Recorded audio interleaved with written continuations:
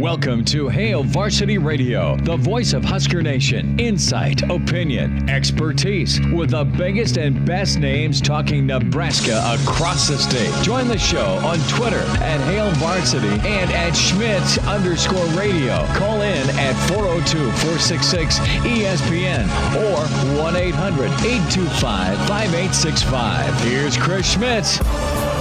Welcome to it, Hail Varsity Radio. We are kinda on the road today, out back at the Casa de Schmidt patio, 75. It's November 19th.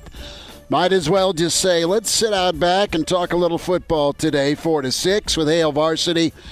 So the Psychos, my two puppies, are inside with Junior, no doubt ruining new carpet. And we've got plenty to get into with Nebraska, Illinois, and the weekend of college football. Can join us today, 466-3776, 466-3776, 800-825-5865. Numbers to get in. Find us on Twitter at Schmidt_radio, at Herbal Essence, Elijah Herbel back in studio, and can email Chris at HailVarsity.com. Busy show coming up here in about 20 minutes. We'll talk with Parker Gabriel of the Lincoln Journal-Star, get his take on Nebraska. We'll try and solve that mystery of second-half scoring. Gary Barnett with us in 1 hour. The coach, get his take on the weekend of college football and his perspective as an offensive guy, a longtime offensive coordinator and play caller, and then an offensive-minded head coach with pretty high level of complimentary football, honestly, during his head coaching stints. So we'll talk with Barney about that. Brandon Vogel coming up. Get Vogues' take. Can't wait to have you check out his podcast, the I-80 Preview, as Vogues dives into second-half struggles. And then the pride of Chicago is Danny Burke, Burke's Best Bets, coming up at 5:40. You have the numbers, you can get in, and we will try and tackle Illinois. Elijah, you making it through Dead Week? What's up? How are you? Yeah, 2 more big assignments done today, and I did some math, and I think if I just completely skip my Spanish final project, I'll still finish the passing grade in the class, so the stress is going down day by day. So is it just your own standards important, but ultimately the folks weigh in on GPA and effort and all of that stuff? You are putting in lots of hours on the field, working. You're putting lots of hours in off the field, getting through the project-based finals you have within the advertising and broadcasting department. So kudos to you. I may take you for a steak and a beer whether or not you win a second consecutive week. That's what Nebraska's trying to do. And that is, does it just blow you away? And I know it's been the reality for Nebraska where they have not put together back-to-back wins very often. I mean, the last time they won 3 straight was in 2016, and Nebraska got off to a 6-0 start and almost got things handled against Wisconsin before getting annihilated at Ohio State, and then they finished the season winning 2 of 4 games, and then Tennessee got him in the Music City Bowl. But it's been a struggle in 17. You started out 0-6 in 18, and then last year you were kind of up and down with putting some wins together and then some head-scratcher losses. One of the panic moments of last year for a lot of Nebraska fans was the Illinois game because Nebraska's offense won that for the Big Red. Adrian Martinez, his signature game in his career, when you look at rushing and passing, was incredible with total yards. You saw Wandale carry the mail superbly, running the football, and J.D. Spielman going over the middle, getting crushed, and he kept popping up. So that was an amazing offensive performance when you look at the 42 points that come from behind, and Nebraska finding a way to win a close ball game not long after the Colorado game in 2019. Well, Nebraska had 4 turnovers that game. That's one thing I'm wondering here when we look at Saturday, Elijah, and Nebraska trying to continue this momentum here. You put 2 wins together before you head to Iowa City. I think this football team is a little different than past years and you've got such a youth movement. A lot of those guys have not experienced the ups and downs of what's gone on at Nebraska because they're so young. This is their first or their second year here, and they're really contributing for the first time in their careers at a higher level or more snaps, more so than just the practice field or the scout team. So I think there might be a little bit different mentality or mindset, and I'm not going to throw in shade at the older guys, the upperclassmen, the Boodles or the Stillies or the JoJos. I mean, they've got and been through a ton in this program, but it could be a bit of fresh air with this mix, the old upperclassmen and the youth movement that you're going to be leaning on offensively. It's been a point of emphasis. We'll hear from Scott Frost this hour, where Nebraska does need to take care of the football. But Elijah, kind of feels like this could be a get-right game for Nebraska's offensive line. This could be a get-right game for Nebraska's rushing attack. But also, just as there's lots of leaks on this Illinois boat. It's a situation too where Nebraska could get downtown a little bit. They could try and stretch the field a little bit. They could open up this downfield passing attack. If it's going to be against anybody in the Big Ten, and this sounds so disrespectful, you might as well see what you can do getting downfield against Illinois with some of your young wideouts and your tight ends. But again, don't get too far off the running game if that's working. But there's a lot of different avenues to go about this way. And if you're Illinois on the other side of the coin, I mean, your schedule's really, really bad after Nebraska. Do they muster up their own little 2-game streak after coming back, being down double digits twice to Rutgers last week? So there's a lot of different storylines in this one Saturday. Yeah, to me, it's felt like we haven't seen a Husker team since the Bo Pelini era at Nebraska, maybe even before that, that has played whenever they go up against a team that on paper they're better than. They go in with that confidence of you don't even belong on the same field as us. That's a confidence that has been missing from Husker football. And this is a chance for this Husker team to go out and prove it against Illinois. They're favored by 15 points for a reason. On paper, this Husker team is much better than this Illinois team. I don't want the Huskers to go overlook this team, but whenever you're going, I guess they're at home, but whenever you're playing a team with the quality of Illinois, you kind of have to play with this confidence of you don't belong with us. It's the same confidence that a team like Wisconsin has whenever they play Illinois, or a team like Ohio State has whenever they play Rutgers. It's this mentality of you don't belong on the field with us, and we're going to show you why. And that's not a mentality I've seen among the Husker football team in at least 10 years. Well, you got to back up that confidence or that belief with wins, right? Oh, yeah. Nebraska got it done in a just a drama-filled way with the last 4 minutes of that football game last Saturday against a team that is better than most on paper, but that's why you play the game, says a guy named Boomer, right? So with this, I think Nebraska can no doubt run the football. You need to continue to keep Cam Jurgens healthy, obviously. Maybe Mills is ready to get downhill and do some damage. And maybe you can lean on your running backs a little more on Saturday. Not that you don't want the quarterback run game or don't want to go to it and use it because it has been effective, but you don't want it to be the staple of your rushing attack, and it has been to this point. That's where Nebraska's gotten their most production running the football has been with either McCaffrey or for sure Adrian. Flipping it around for Nebraska, I think Illinois will do Nebraska a favor if they lean on Brandon Peters for extended periods of time. I know he's a former high star. I mean, was he a 5-star? Is that right? Was he a 5-star quarterback out of Michigan? I'll check right here. I'll go to 24/7. High 4 or maybe a 5-star guy. I don't know. But he had all the credentials to go play quarterback at a place like Michigan under Harbaugh. And he ended up having to transfer out. And he's just been kind of 50% or a little bit better. You want to talk about the topic of confidence. This guy has been so up and down, and then he's battled the injury bug, and now that it was COVID, he's back. And I guess I would not put a lot of money on him looking like Mertz after a 21-day quarantine.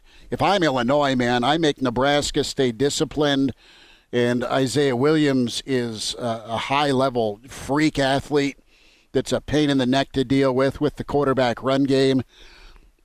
You saw what Penn State did with the quarterback run game. You've seen what Fields did on some scrambles. Mobile quarterbacks hose every defense in football. You look at it in the NFL tonight. You got two of them with Russell Wilson and Kyler Murray. Guys that are mobile and can run and avoid the big hit because they're a little bit undersized just wear defensive coordinators out. So if I'm Illinois, I guess Peters is back, so here you go, son, go throw the football.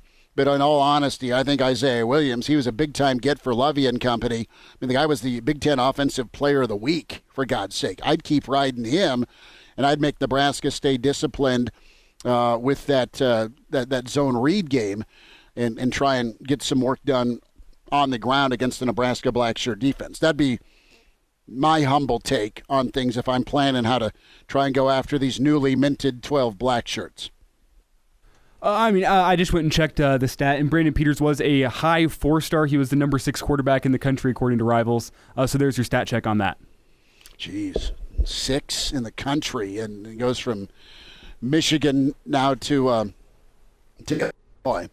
A couple of thoughts with Nebraska. I want to see Nebraska come out. I want to see Nebraska start fast, script it well. But the thing that's been the topic all week has been second half struggles, second half adjustment, second half execution, right? And that's been an issue for Nebraska football, and that's been a Nebraska football issue the last several years, but it's been an issue with Coach Frost and the offense. And I don't think that there's a stone that's not left unturned when it comes to Nebraska analyzing a first half. And here's what worked, here's what didn't work. You've got 11 minutes and it's ticking away to make your adjustments, to either add to your lead, to get a lead, whatever. The work is being done by the coaching staff. Their plans, I think, in response are attempted to be sound. And it's just been so sluggish. I mean, you have 6 points in 3 games, and that won't cut it. It's such an ask of your defense, right? And you got to break that trend. You got to break that habit this weekend, and move forward with being able to score some points in the second half. And against Ohio State, you had 3 points. You could have, right?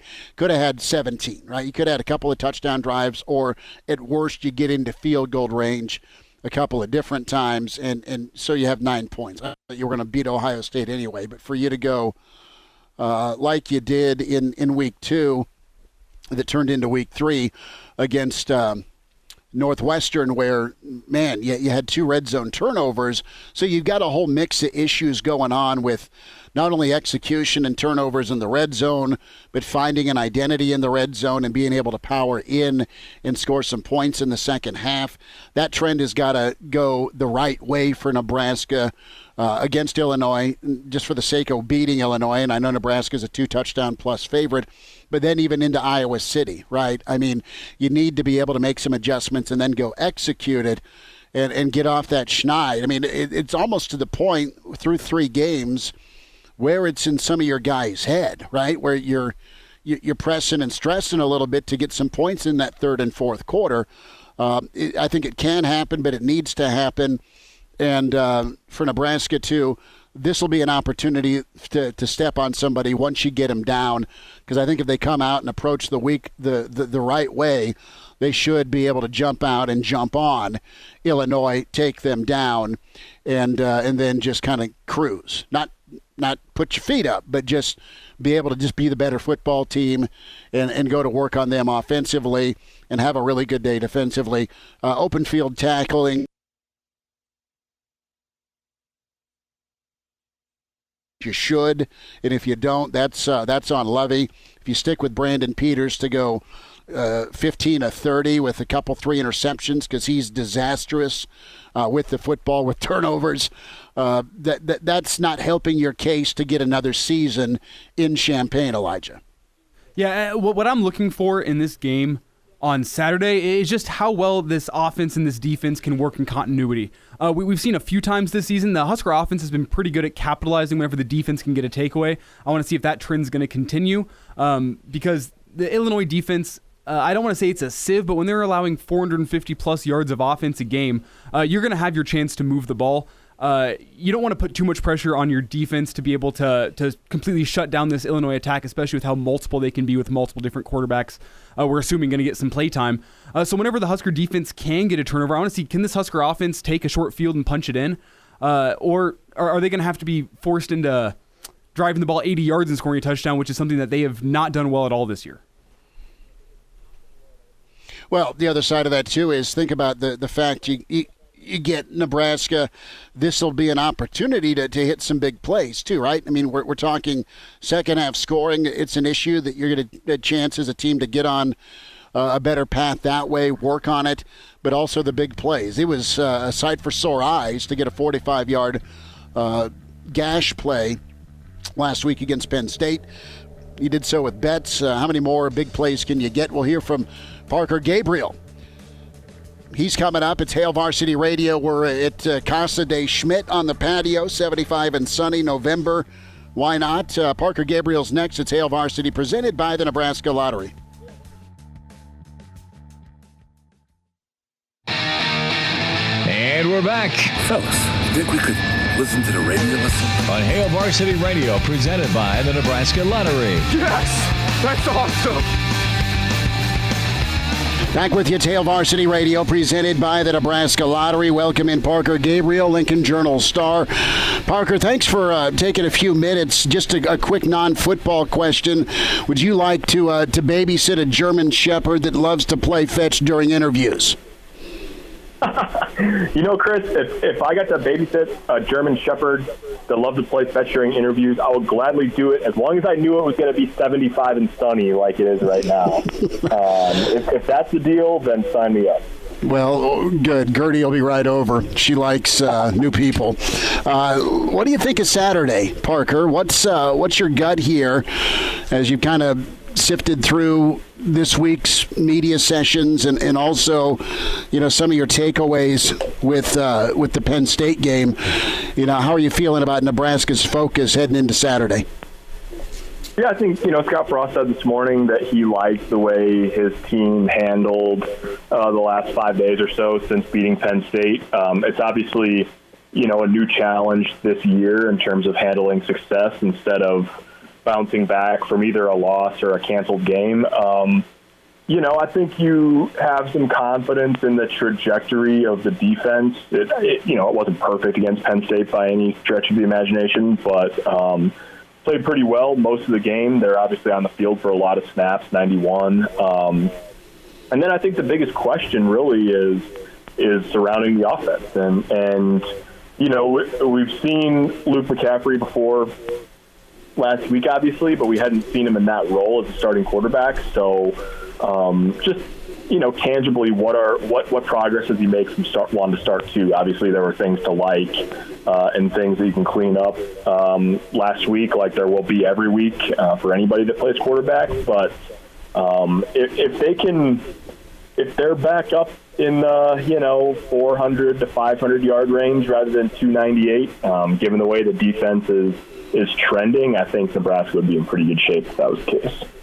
Parker Gabriel's with us, Lincoln Journal star. You can find him on Twitter at HuskerExtraPG. And that's really the question you kind of nailed is, the ability to handle some success. Is this team going to be able to build on it? You want to be confident. You get that by winning, in Nebraska kind of got the best of both worlds. They handed out a pretty good lead and jumped on Penn State in the first half.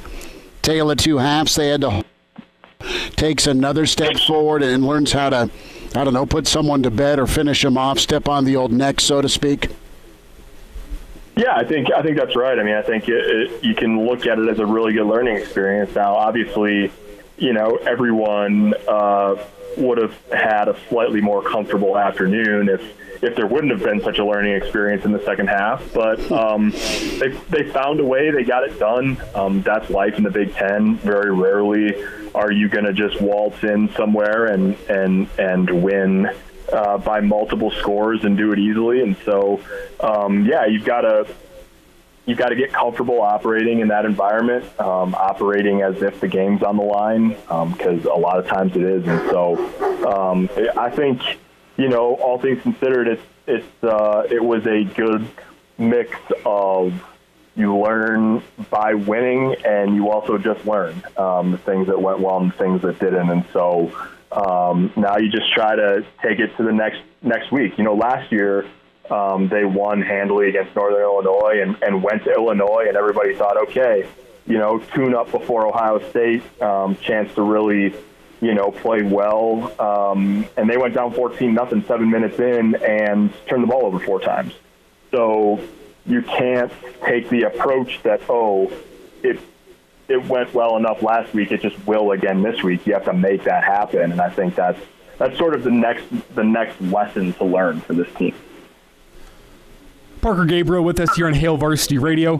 Parker, the Husker offense has had some well-documented struggles through 3 games, but they're going up against an Illinois defense that isn't the best, we'll say that, giving up over 450 yards of offense per game.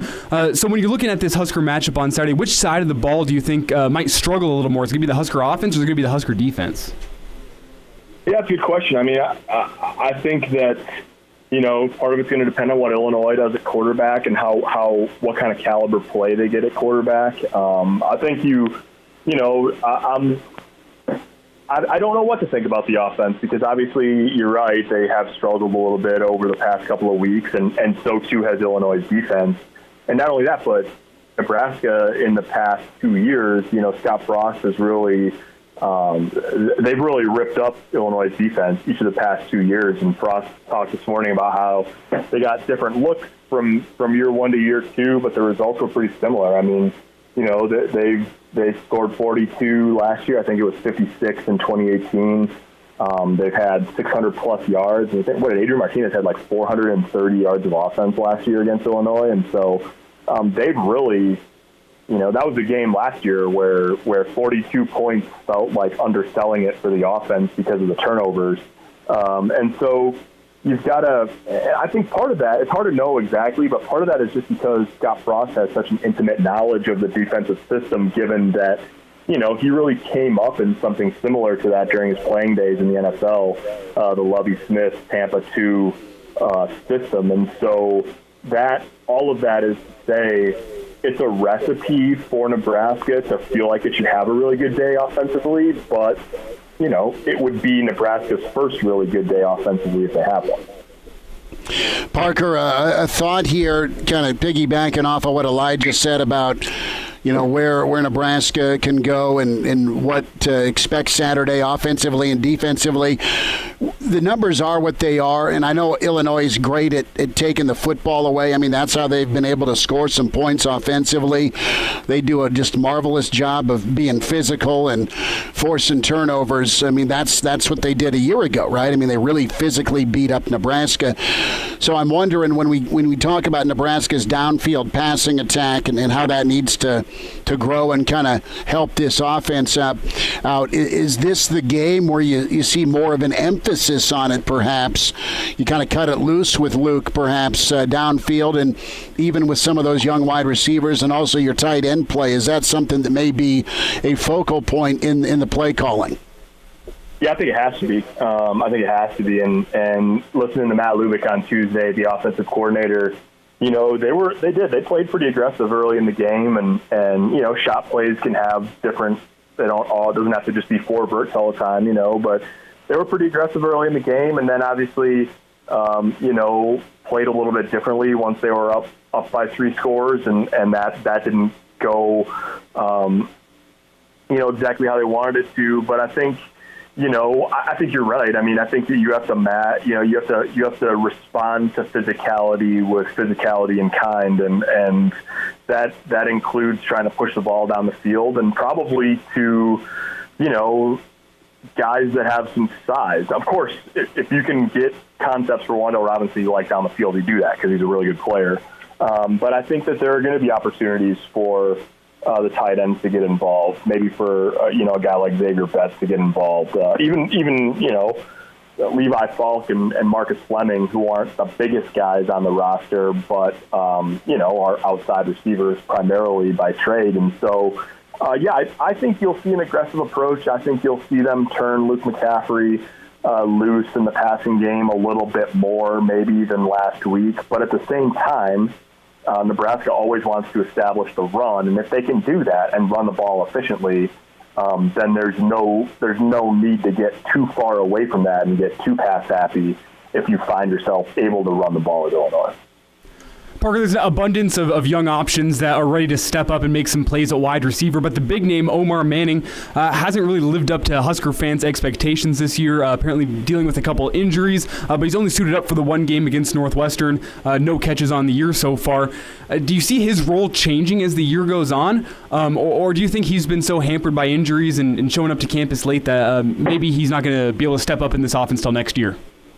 Well, I think they'd like to get him involved in some way, shape, or form this year just because, like you say, I mean, everyone's got eligibility next year, and obviously, Omar Manning technically would still have 2 years of eligibility beginning next year. So, yeah, I mean, if you can get to a spot where you're comfortable putting him on the field and he's comfortable being on the field, you'll sort of take anything you can get at this point. Obviously, that wasn't what Nebraska or Nebraska fans hoped for before the season. But at this point, 4 weeks in, 5 to go, hopefully, you sort of would take anything you can get and call that a hopeful jumping off point going forward. But I think, if you're talking about expectations, I think you're better off, looking for progress among the guys who have been able to get on the field a little bit more, whether that's, if you're talking about young guys, you're talking about Betts, Fleming, and Alante Brown, and then anything that you get from Omar Manning at this point, I think would sort of feel like a bonus. Parker, about 90 seconds here. A quick thought here. Who's impressed you most defensively through 3 games for Nebraska? We'll end it with some black shirt talk. And Parker Gabriel's been kind enough to join us here on Hail Varsity, Lincoln Journal-Star at Husker Extra PG. But with the defensive side of the ball, what players kind of wowed you so far? Yeah, I think I think you just almost have to start the list with JoJo Domann. I mean, he's played really well. He's taken the steps that the coaching staff hoped he would take this offseason in terms of playing more within the defense, playing disciplined.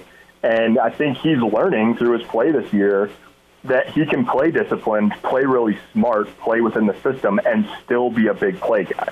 You don't have to freelance to make big plays, and he's done that this year. He's played within the scope of what Mike Dawson's asking him to do, and he's making big plays while he's doing it. They've gotten – I think Ben Stille's playing the best football of his career. I think Cam Taylor-Britt has really settled in nicely at corner and might be their best cover guy at this point. He's obviously a big physical player. So I think you start with those 3, but if you're going to ask me to pick one, I don't think you can go wrong with Domann at this point. Last thought, are you leaning Wisconsin or Northwestern Saturday? That's a good question. It's going to be a war. Wisconsin's only won at Ryan Field one time in the last 20 years. But does that blow you away? Yeah, it's amazing. Amazing. They won in 2018, and before that it was 1999. That would be like Ron Dayne era. One game that they've won in Evanston since then. I think they'll make it 2. I just think that Wisconsin's defense can handle Northwestern offensively, but that point's going to be hard to come by in that one. Is the grass going to be British Open rough? Yeah, it's like I said before Nebraska went there. It's going to be somewhere between prairie and jungle. That's pretty good. Parker, have a good weekend. We'll see you on Saturday. Thanks for the time. Yep, see you guys. Yep.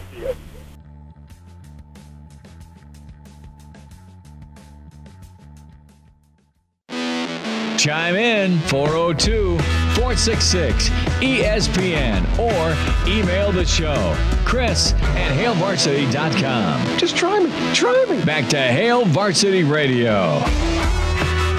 Thanks for hanging out. It's Hail Varsity Radio presented by the Nebraska Lottery. We are out back today with it being 75 and sunny most of the day. The shadows back here a little bit cooler, so Elijah had to throw some pants on. Now, crazy neighbor in. So good stuff from Parker Gabriel. Gary Barnett's 20 minutes away. We'll get his take on things. I saw this on Twitter. So Fox Sports is asking the college football world, what's the best Big 12 town? And I know that there's some longing for the ex-girlfriend of the Big 12, but I have been to a handful of Big 12 stops in my lifetime. Norman multiple times. I know the Pac-12 now claims Boulder, but Boulder was always a place we'd go. And Ames is where I went. Same with Lawrence. I really enjoyed KU, but never made it to Stillwater. Never made it to Columbia, and I never made it. I went to Austin. Austin was incredible, except for the whole game thing. Never got down to College Station either, or Waco or Wacko, however you want to frame it. So I failed in my Big 12 tour, but when we went, we drank a lot of beer and had a good time, and Nebraska usually prevailed. That's been over 20-plus years ago. Elijah, you've been to many Big 12 stops. Are you more about the Big 10 road experience? I've made a lot more stops in the Big 10 road experience. I think the only two I've made it to are Lawrence and Ames in the Big 10. Gotcha. Or Big 12, excuse me. But I've heard great things about Austin.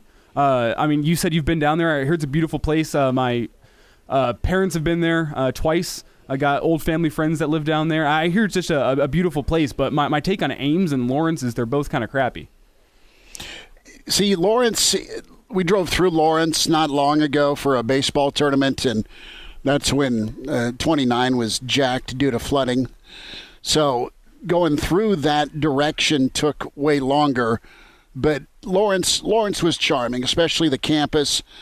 As hilly as it was really cool. Austin was phenomenal, but this was back in 1999.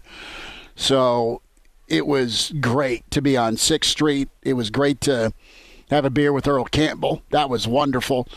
And the scene afterwards where everyone, especially the Texas co-eds, were in the fountains and hanging from street poles, man. So it was not a good time to be a Nebraska fan after you blew a lead, but Texas had a good time celebrating. Let's go to Scott. He's on the line. Scott, thanks for dialing in on Hail Varsity. Go ahead. Hi, guys. How you doing today? Good. What do you know? Well, just a comment I had, and after the game, I'm thinking that Cade Warner's dad wanted to play catch with him. Yeah, that's easy to pile on there. There's two throws into the end zone. One was a fastball, one was a tipped ball. But Cade would be the first to tell you, I'll catch the next one, is kind of my thinking. Yeah. Hey, thanks a lot, guys. Keep up the good work. All right. Tip your waiters. Try the veal. That was Scott with a joke. So, yeah, no one's more ticked off than Cade Warner at 2 touchdown catches he coulda, woulda, shoulda had. One not entirely his fault in Columbus. But guess what? He'll come up big at some point this season. I have no doubt. And from a total contribution standpoint, not just off the field, making sure everyone's all good, but on the field, he does a good job of blocking as well. So I'm not worried, Elijah, about Cade Warner making a play here as the season moves forward. But I also will say that this Husker offense can't rely on Cade Warner to be the guy making plays. There's got to be a lot of other guys. And I don't think they are. I just think that there's some comfort level with both quarterbacks trying to find him, and he's just got to make the play, and he usually does, right?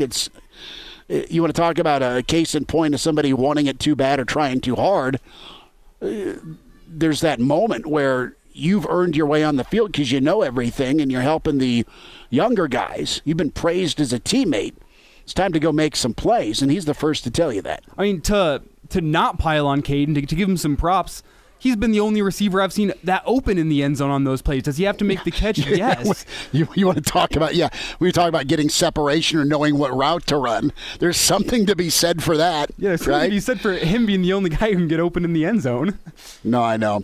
Let's hear from Scott Frost here. And this is interesting. I'm anxious to talk to Coach Barnett about, all right, you plan all week for X and you get Y, either to start the game or your second half adjustments by the other team. This is Coach Frost on defenses playing just a little bit different against the Nebraska offense. Here's Frosty. I said a lot of complimentary things about Northwestern. When you watch them, they're in pretty much the same look a lot, and they're really good at it. We got in the game against them, and they did some things that we'd never seen them do. So again, we have to be able to adjust a little better to that, and that's kind of what we've always dealt with, running the offense that we've run with a little more heavy read and quarterback run and those things. Illinois definitely played us different last year than they did the first year, and I kind of expect maybe some change up this week. So we just got to be ready to manage it. I look at Northwestern, Elijah, and some of the things that they were doing that were a little bit different, but primarily, what Northwestern's going to do, and bottom line is their front four did a really good job against Nebraska's offensive line. So did Penn State's, but it prevented some of the Luke McCaffrey things, and we'll ask Barney about that. But you got to also be able to just do what you do and run what you run and make the other guy stop it. And right now, Nebraska has not been getting the downhill push they need from the offensive line. Can that change Saturday? Sure can. Will it help having a guy like Mills back to run the football, because he's more of the downhill attitude?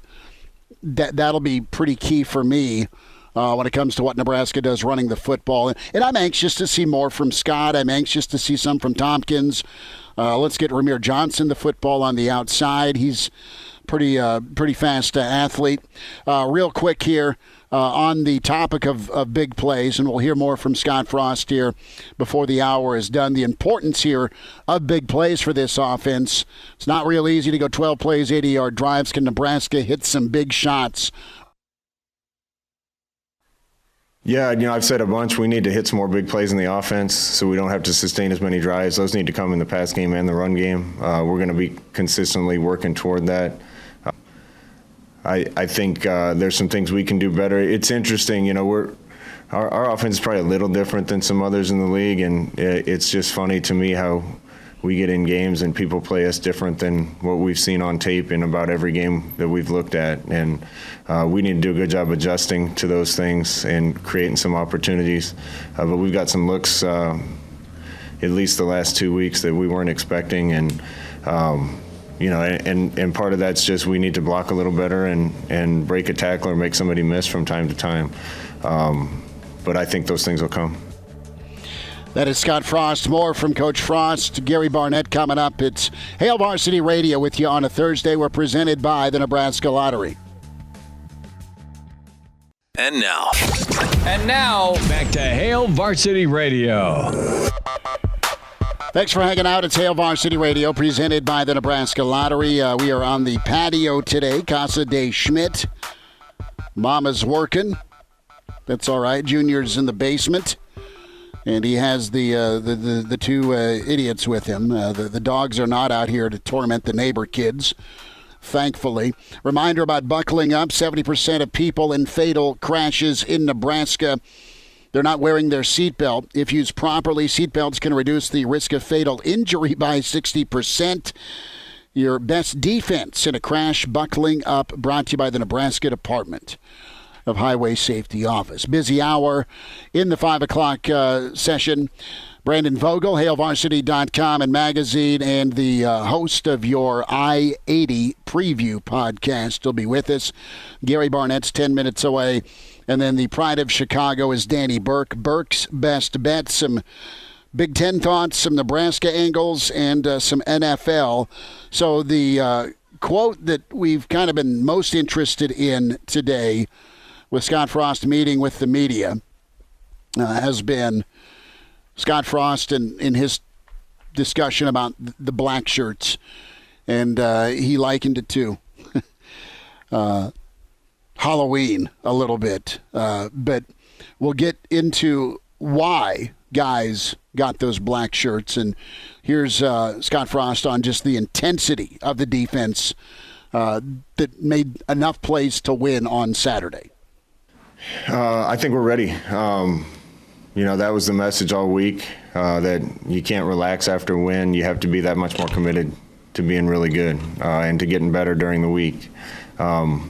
Defensively, I think we're doing a really good job of that because we're more veteran on defense, and I think those guys get it.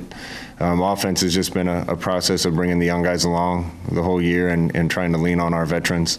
But I was pleased with the intensity and the attitude this week. That is Scott Frost. Here's his comments on the black shirts and earning them, and kind of following suit with what Coach Chenander said this week about not everything needs to be made for Twitter. Well, it shouldn't be real easy to get a black shirt. Here's Coach. I see it. I saw the emotions on the guys' faces when they got awarded a black shirt. I think you're probably in recent years, and I might be guilty of it, those have been given out a little too easy. So we didn't give any out until after this last game. They don't have them permanently. If they don't live up to the standards of the black shirt, they won't keep them. I don't want this to be like Halloween where you just walk up and knock on the door and get a piece of candy. It's got to be a little harder than that. Well said by Scott Frost. And Elijah, your take on things, I think that guys, it's chicken or egg. Nebraska fans clamor for the black shirt. They want to know who's a black shirt. It's so important, but you got to play at a high level. And I know the yards are the yards, but the defense was your MVP last Saturday, and I think it's okay, even though he gave up 501, to hand out those black shirts. They came up big. Yeah, it's a defense that allowed 501 yards of offense, but only 23 points. So I'm with you. They deserve it. It's 12 guys that you'd be expecting. It's kind of the 12 guys that play most. My question is, are we going to start seeing other guys who are key contributors, maybe not starters, get their black shirts as well? I'm talking guys like Luke Reimer, Keem Green, Miles Farmer. Are we going to see those guys get them as well, or is it just going to stick with this starting lineup? Because I think you need a little more consistency from Reimers, and he's played really well. I'm not knocking him, but him and Farmer, both. Gary Barnett's coming up. Hour 2, it's Hail Varsity, presented by the Nebraska Lottery. Welcome to Hail Varsity Radio, the voice of Husker Nation. Insight, opinion, expertise, with the biggest and best names talking Nebraska across the state. Join the show on Twitter at Hail Varsity and at Schmidt_radio. Call in at 402-466-ESPN or 1-800-825-5865. Here's Chris Schmidt. Thanks for hanging out. It's Hail Varsity Radio, presented by the Nebraska Lottery. Chris Schmidt, Elijah Herbel. It's kind of a home show today out on the patio. Just amazing weather in Lincoln, 76 and sunny. So he said, you know what, let's just do the show from the old patio. On the road tomorrow at the Mercado, an amazing butcher shop for you to get chops and steaks and the thickest pork chops I've seen in my life. The Mercado with certified Piedmontese. We're there tomorrow, 4 to 6, a road show Friday, a meat sweats Friday. We welcome in longtime coach and Hall of Famer with Northwestern in Colorado, Gary Barnett with us. Coach, how you doing? Doing well, Chris. It's great weather down here as well, as you know, here in Arizona. So looking forward to the weekend. It'll be a good weekend. Somebody in the neighborhood's taunting me now, firing the grill up. I've got about an hour to do so. And I was asking Coach before the show started if he wanted a couple of dogs because they were misbehaving. He's like, yeah, I love hot dogs. I'm like, no, wrong kind of dogs. So they were going to come see Coach Barnett, but you put a kibosh on that. Coach, I got to ask you. No. You're not a dog guy? Oh, I am a dog guy, but I don't want yours. I wonder what your thoughts are. This was on Twitter earlier with the Fox. Hello? response. What's the best Big 12 town?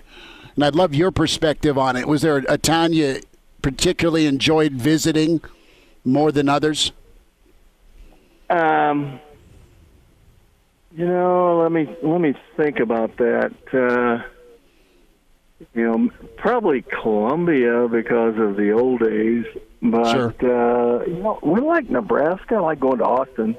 Austin was probably the coolest town that we went to. I didn't want to spend much time in Stillwater or Manhattan, or Lawrence was always fun. That was a fun place. Iowa State, I just couldn't get in and out of there fast enough. So, but Missouri, just because of the old haunts, probably Missouri and Austin, I would say, yeah. What was your Friday nights like as a coach? Were you able to at least go have dinner, or were you worried about keeping an eye on guys? I mean, how were you able to get ready for the next day on the road? Well, they were different as an assistant coach than a head coach. Assistant coach, you had a little more freedom. You didn't have quite so much responsibility. You could maybe visit a local establishment after meetings and stuff. But as a head coach, you can't do any of that stuff. So, it's. I remember playing Oklahoma in 1989, and after we did all of our meetings, it was Halloween, and this is a great story, by the way. So, Mike Berry, the line coach, and I went through the parking lot and under a fence to a bar right behind there. We had a couple beers. And there was a person dressed up as one side of that person was a man and the other side was a woman. And so we're going, this is only maybe in Oklahoma can this happen. So anyway, we're going back, and on the way back, I slipped trying to go under this railing, and it hit me right in the eye and gave me a black eye. So the next morning, we're in the team meetings, and Mike Berry just said a bunch of Oklahoma guys jumped Coach Barnett last night and gave him a black eye. So we got to go fight harder for him. So, yeah, you did stuff like that every once in a while. Coach Gary Barnett's with us here on Hail Varsity Radio. And Coach, that's a great story, which leads me into my question. Have you ever had any actual bad run-ins with fans while you're on road trips? No, we really didn't. Fans are great, we there was probably one time, but, I'm not going to go into that. But not really. Fans were always good, no matter what. So they were good. Coach, want to get your thoughts. Nebraska able to hang on against Penn State, a really good first half. Just 6 points in 3 games for Nebraska out of halftime. That coupled with some different looks that Nebraska saw against Northwestern. What's the secret to being productive in the second half? What's the secret to being able to adapt and adjust as a head coach and an offense in the second half? And I'm really interested on your take with this, just because how you've lived your coaching life as a coordinator, as a position coach, and obviously as a head coach. But what was that process like to be able to roll with the punches, fix maybe some stagnation on offense, and be able to play complementary football and help your defense? Well, offensively, we always had a first-half plan and a second-half plan. And if the first-half plan was working, we just stayed with it. But if we were struggling in the first half, then we wanted to give them something they haven't seen, because we always figured that if we were struggling, it was for one of two reasons. Either we weren't executing or they were onto us and they had adjusted well. So we always had a second-half plan. Now, the number of times that we had to use it, I said, was probably, I would guess, was about a third of the time. Mm-hmm. Defensively, you've just got to have a guy like Mike Hankiewicz, who's the defensive coordinator at Northwestern, a guy who can just look at things and say, okay, here's the adjustment, here's what we have to do. Defenses don't have necessarily a second-half plan, but we always did on offense. And, it served us well through the years of doing that. Coach Gary Barnett with us here on Hail Varsity Radio. And, Coach, Scott Frost has drawn some ire from Husker fans because it's really seemed like once he's gotten off his first few scripted plays early in the game, his offense has had a lot less success. Do you know of any reason why defenses could maybe adjust to this Scott Frost system, or is this just something that he's going to have to learn to adjust as the game goes on and have success with his plays that aren't scripted? Well, I think that has more to do with the play caller than anything else. And, I don't know if Scott's calling them or somebody else is, but, the scripted plays are plays, and they're anywhere from 10 to 20 of them. And they're all based on formations you think you found through film, or plays that you found through film are going to be good against the opponent. And so it's funny. Most people's scripted plays are pretty good, but when they get off script, then it comes down to the play caller, and that's just, or at least that's my experience, is what I should say. The more experienced, better, most creative play callers didn't have a problem adjusting after we got off script. But it's funny how probably your most, if you've really done your homework, you're pretty, your scripted plays work pretty well. And then by then, the defense has seen it, and they're adjusting. And now you've got to adjust as well. You've got to be able to, get off, think on your feet, create on your feet, and make the adjustments on the run rather than in a meeting room with access to all the film and all the information. Coach, was that tough? Was that tough to do as a play caller, to think on your feet? Well, play callers, that's why they become play callers, and that's why they stay there. The good ones stay there. Not everybody can do it, and if your system is tight and small enough to where you always have an answer to everything, then you can get to it. But if your system's expansive and it's about plays rather than systems, then it's a little more difficult to do. And, it just depends on the combination of offensive plays that you have, system that you have, and then the accessibility that your play caller has to that information, and whether he can think on his feet. Let's throw another wrench into it. What about what we're talking about, and then you mix in up to as many as 8 to 10 freshmen or redshirt freshmen. What does youth do to that part of the equation? Well, it figures in somewhere in there. There's no question about it. But at this point in time, they're not freshmen. Right. Okay, you guys have played how many games now? 4 games, 5 games. They're not freshmen. They're almost sophomores. So you can't use that as an excuse. You can use it early, but you can't use it now. Well, they missed a game because of the Wisconsin deal. But, for example, Colorado's only played 2, I know. But you look at the SEC, those guys have played 7 or 8 games already. So, but, once your freshmen have gone through a 2 or 3 or 4 game schedule, they're not freshmen anymore. So you can't really use that. Injuries, nobody wants to hear it, so it doesn't do any good to complain about it. It's just the way it is next man up somewhere, find somebody to put them in there. Gary Barnett's with us, Hail Varsity Radio. Coach, a thought about Nebraska before we get into the weekend of action of college football. Your takeaway with the Penn State win, and then what's your read on Illinois and Lovey with that program that stung Wisconsin a year ago. Lovey's got some good athletes, but they're still trying to put back-to-back wins together. Well, they are, but so is Nebraska. Right. They're trying to put back-to-back wins together. I thought, Chris, the spread is 15.5. I thought this was way too much because you look at statistically these two teams, and they're almost the same. So I was surprised to see a 15.5-point spread there, especially when Nebraska is averaging 20 points a game. So, I think that's a little too much. But those guys are building big buildings out there, and they're not doing it on welfare. So they're making money doing something. They know something, that I don't know.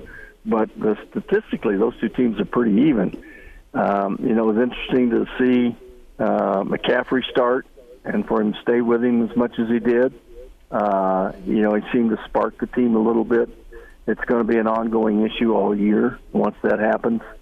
But at least he's got somebody to go to that is got a great deal of experience should McCaffrey get hurt or there be a need to change it again. It still comes down, I think, with Nebraska's is a big-time receiver that causes you to change your defense. And, that's not going to change through the course of this year. But, they've played well enough in all these games to where they could have won almost every one of them. Coach, I wanted to get your take on some of the games this weekend, and I want to go into Indiana and Ohio State. That line's huge. It's 20.5. Ohio State's favored. Illinois plays really awesome football. Their quarterback's tremendous. You think this thing could be closer than what the line is suggesting? You mean Indiana? Their quarterback's playing well. Yeah. I think 20 is about right. I really do. I mean, Indiana's going to play their butts off, and you just know that's going to happen. And whether or not Ohio State respects them. If they respect them, if they've done their film work and they really respect this team, then 20 is about right. If they didn't and they don't respect them, then it's going to be less than that.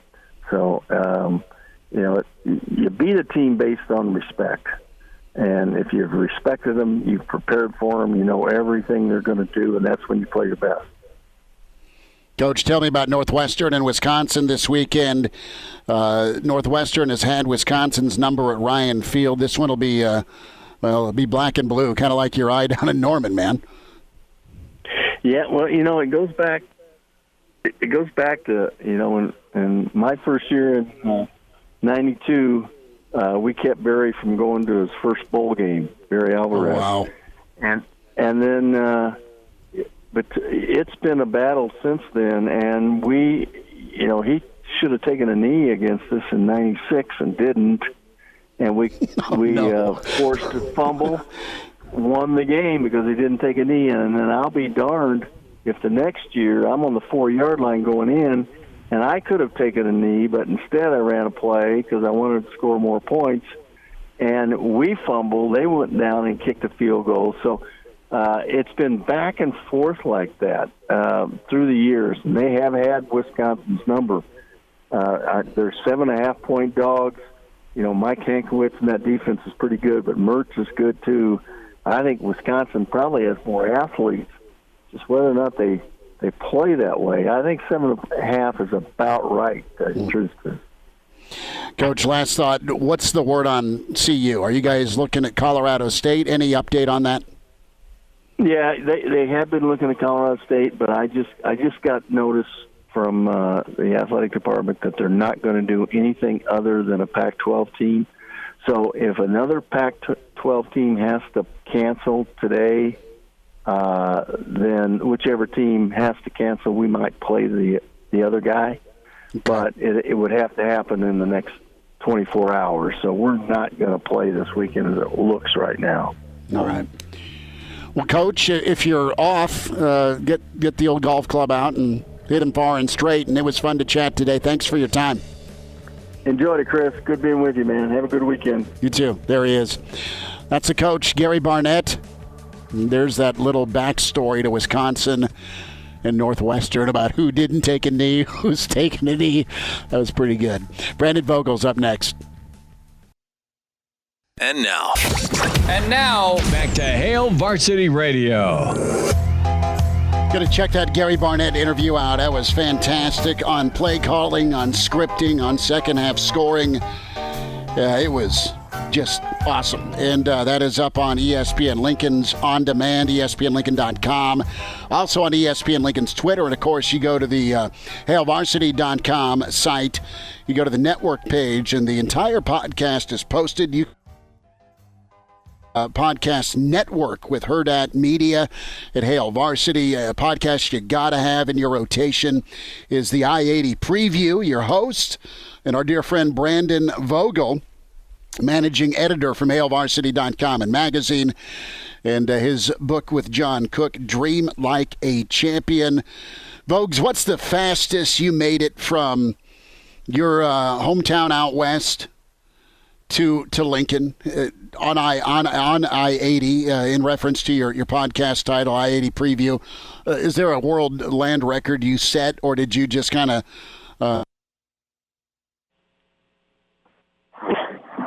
Yeah, I never pushed it that hard. It's tough to do in under. Start over. I did not hear you. I'm so sorry. That's okay. Yeah, it's I've never pushed it that hard. It's tough to do in under 6 hours. If you really wanted to do it, the way to go probably is Highway 2 and just press your luck. Like, you're not going to see a whole lot of traffic for most of that drive, but it's long and empty. So if you do happen to run into law enforcement, you're not going to have much of a chance. Wow. So you've pressed your luck on Highway 2 is what you're telling me. I can neither confirm nor deny that. 6 hours, that's official company line. Brandon Vogel. Going to see Enos and Roscoe, and just wave at them. Vogues, I need a thought. You have attacked the second half. You've got a theory. Without spilling too much of the I-80 Preview podcast, does Nebraska have a better second half? Let's get into the prediction side of things against Illinois. And do you think Nebraska's going to come out and just handle their business, or do you think this thing could be a four-crown afternoon for Nebraska fans based on the back and forth that we've seen? I mean, Illinois has been a thorn for Nebraska, honestly. They have, and for as well as Nebraska has moved the ball against Illinois kind of also moved it against them. I mean, I know last year's game involved a handful of turnovers, almost literally a handful, way more than Nebraska would have liked, because the Huskers' offense was going up and down the field. But they needed all of those points because they set up Illinois on a short field and staked them to a 2-score lead pretty quickly in that game. So I think that's the general setup. It's hard to know. It's hard for me at this point to feel supremely confident that, okay, Nebraska is going to come out. It's going to respond to getting a little bit of positive reinforcement last week with a win, which Illinois also has, and kind of look like a 2-touchdown favorite. We just haven't seen that often enough with Nebraska. Their I guess, quality of play, just attention to detail, hasn't been consistent enough. So, yeah, there's a reason that the Huskers are the favorite that they are in this game. They have some advantages, but you're still just kind of waiting to see. And I mean, in some ways, people might look at this and say, all right, yeah, you should be better. You should be better than Illinois. I think it's pretty clear. Although Minnesota won head to head, but it's kind of forcing the issue that Illinois is probably the last place team in the West in terms of overall quality. It's no disrespect. I just think the league, that side of the league, is pretty good top to bottom. But we just got to see it from Nebraska, and it's tough to totally trust it going in. Brandon, there's a lot of fun storylines heading into this game on Saturday. I guess fun, maybe stressful if you're on the team, but some fun storylines with Luke McCaffrey expecting to get his second start, but Adrian hot on his tail as well. You got the status of Dedrick Mills in question. And then for Illinois, you got a quarterback battle over there as well. So for you, what is your most interesting storyline? What are you going to be watching for whenever you flip on the game on Saturday? It's kind of an interesting challenge for Nebraska offensively, I think, and maybe it won't be a challenge if they just are able to do what they want, then it's no issue. But the Huskers enter this one sorely in need of some big plays, some longer plays. They need some shorter drives. Scott Frost said as much today. Just to kind of get some momentum going offensively. Like, the offense has stayed on schedule and still been pretty good for the most part. But it's really missing those explosive plays, which are kind of a hallmark of this offense when it's operating efficiently. The Illini defense tends to give up those plays. So I'm interested to watch how Nebraska kind of attacks that. Do they kind of stay the course, stick with the run game, and just try to be a little bit more patient, or do they go after those? I mean, I think you'll see a few more downfield shots than we have to this point. But if Nebraska goes crazy on that front, I think they're probably they're probably getting themselves into a little bit of trouble. So there's that, which I think is probably the first thing I'm watching. And then how many total quarterbacks are we going to see in this game? Probably set the over-under at 4.5 maybe, and see what you get. Vogues, if you're Lovey and you can grow a glorious beard as well, you still have yours. You didn't shave it like Lovey, and that was a sad day. But give me an argument for Brandon Peters. I mean, I've seen a lot of the guy. He hasn't won for him. And Isaiah Williams is a handful to deal with, especially with what Illinois can do with a 1-2 punch on a zone read side of things. I'd be running Isaiah all day and every day. But it sounds like Peters may get the look and the nod here because of his experience. Yeah, I mean, he only had that one game against Wisconsin. Peters did and completed 42%. That said, Isaiah Williams on the year is 33%. So I think the argument for Peters is don't throw the ball. is that if you want to throw the ball at all, he's probably your best bet. And I think you have to if you're Illinois. Josh Materbebe and Hightower, the Miami transfer, another wide receiver, provides you some pretty good deep threats. Illinois leads the Big Ten in plays of 20-plus yards. So it's the kind of offense that can be big play. And they've got two guys in terms of their ability to do that on the ground. Now, one of them isn't Peters, hence the dilemma. One of those guys is Isaiah Williams. So I think you can mix him in. And you have to be careful not to telegraph, okay, well, we're clearly not throwing deep shots now because this guy's in. And it's not that. It's not that you don't try them. It's just you get a little more out of the passing game with Peters, I think. Again, he's only played one game this year, so who knows? Maybe that's not even true. But I think that's if I'm Lovie Smith, that's kind of where I'm looking. But I would go into this intending to play both guys. Nebraska has hurt a lot of teams that it has played with its quarterback run. And you saw how much damage Penn State did with that against Nebraska last week. So that has to be part of the Illini's game plan.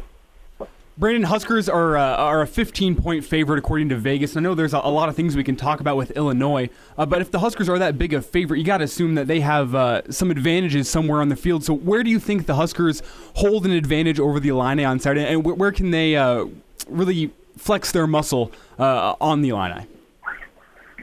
Yeah, I think the big difference between these two teams right now is Nebraska's ability to run the ball consistently. So you could probably look up front for Nebraska with the offensive line, which has been pretty good. I think maybe the expectations or even the ceiling for that group is higher than what we've seen so far. But Nebraska's rushing success rate so far this year ranks 13th. So that's good. I think one of the issues for the Huskers is they're getting a lot of that value from the quarterback spot. You'd like to see Dedrick Mills or Ronald Tompkins or Marvin Scott III, really any running back, step up and carry a little bit more of that load. And I think this could be a good game for that. Illinois is, they're what you'd expect from a Lovie Smith team. They're physical. They're always going to be a tough defense.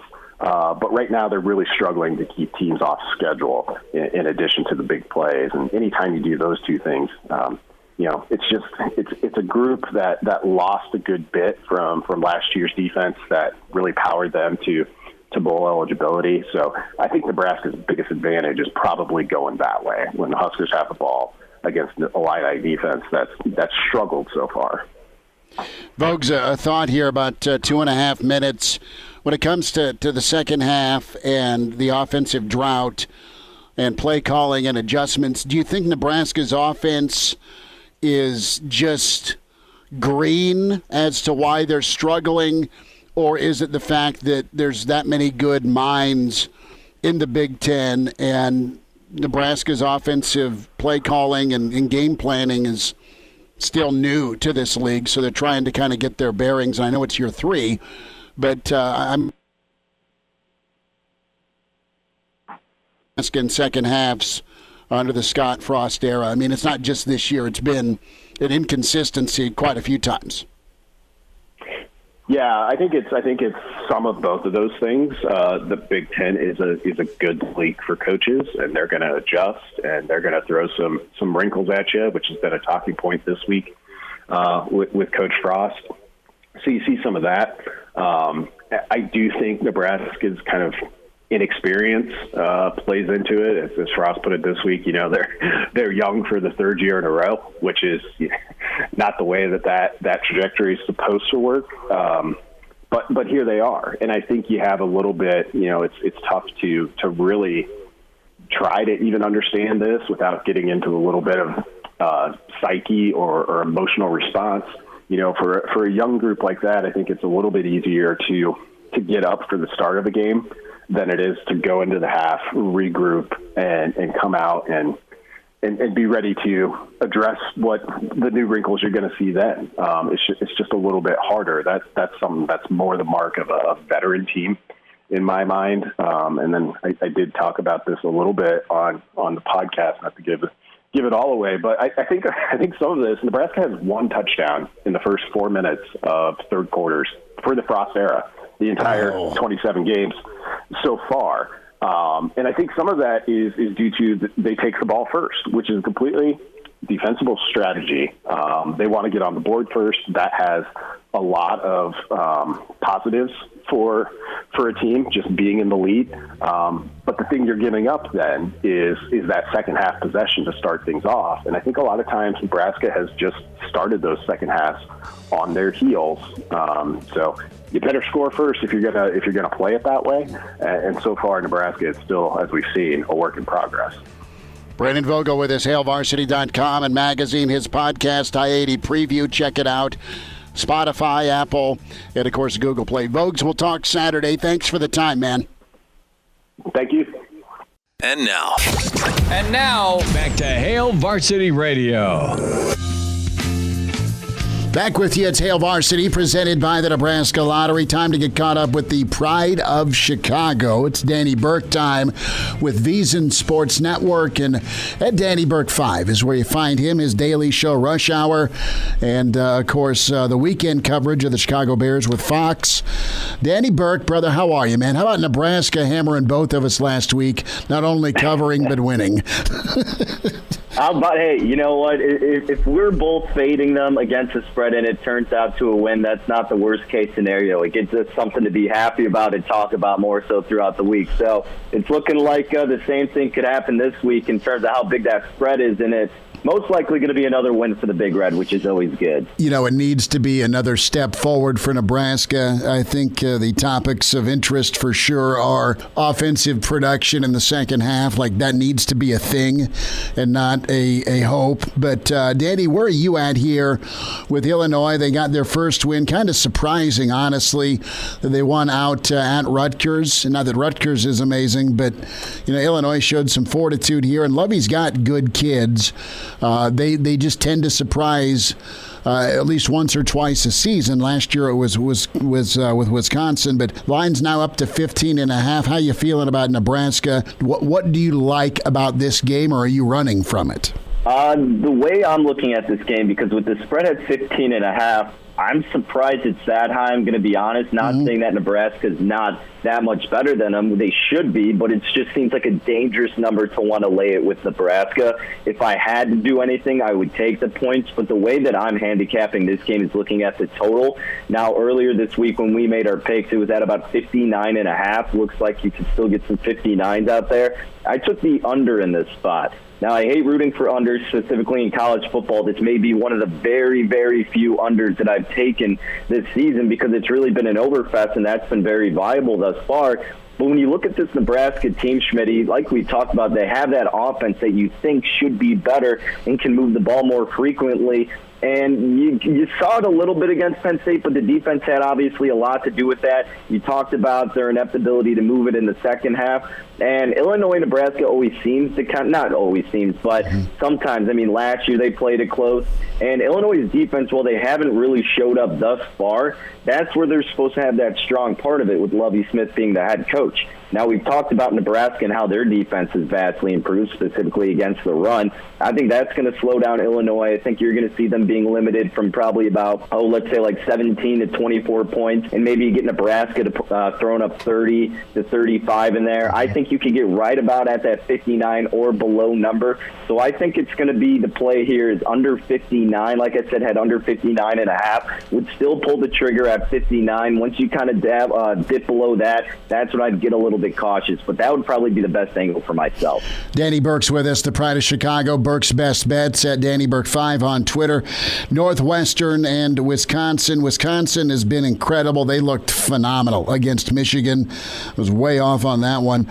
But with Northwestern, they are the one team out of the West that has beaten Paul Chryst. I mean, Iowa, yeah, from time to time, but Northwestern's really been pretty good at Ryan Field against Wisconsin. How are you feeling Saturday with the Badgers favored by 7.5?